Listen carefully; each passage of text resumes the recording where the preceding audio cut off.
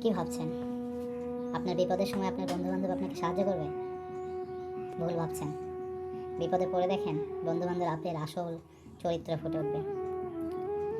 বিশ্বাস না হলে কোনো বন্ধুকে ফোন দিয়ে বলুন যে, বন্ধু আমার কিছু টাকা ধার লাগবে। সে বন্ধু আপনাকে অ্যামাউন্ট না শুনেই বলে দিবে যে, আসলে আমার কাছে তো টাকা নেই, আমি এই সমস্যায় পড়ছি, আমি দেউলিয়া হয়ে গেছি, আমার এইটা সমস্যা, ওইটা সমস্যা, সমস্যার শেষ নেই। হইতেও তো পারে আপনি ৳৫ চাইছিলেন। ঠিক আছে? এই জন্যই বলি, বন্ধুরা আপনাকে সবসময় হেল্প করবে এমন নয়। তাহলে কি বন্ধু নামটাই খারাপ? না, বন্ধু নামটা খারাপ না। একটু বিপরীত দিক থেকে কল্পনা করুন। আপনাকেও যদি কেউ ফোন দিয়ে বলে, বন্ধু আমার ফোনে একটু ৳৩০ লোড দিবি? আপনার খুব কাছের কোনো দায়বদ্ধতা না থাকলে আপনি নিজের ক্যারেক্টারও এখানে ফুটে তুলবেন যে, বন্ধু আমার কাছে তো টাকা নেই, বা আমি তো বাসায় নেই, আমার এখানে লোডের দোকান নেই। আসলে আমাদের সাথে বন্ধুরা কি ব্যবহার করলো, এইটা নিয়ে আমরা মন খারাপ করি, চিন্তিত হই, ভাবি যে বন্ধু নামটাই আসলে কলঙ্কিত।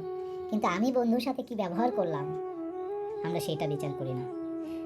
বন্ধুত্বর অর্থ সেদিনই সুন্দর হবে যেদিন আমি বন্ধু হিসেবে নিজের পরীক্ষায় পাশ করতে পারবো।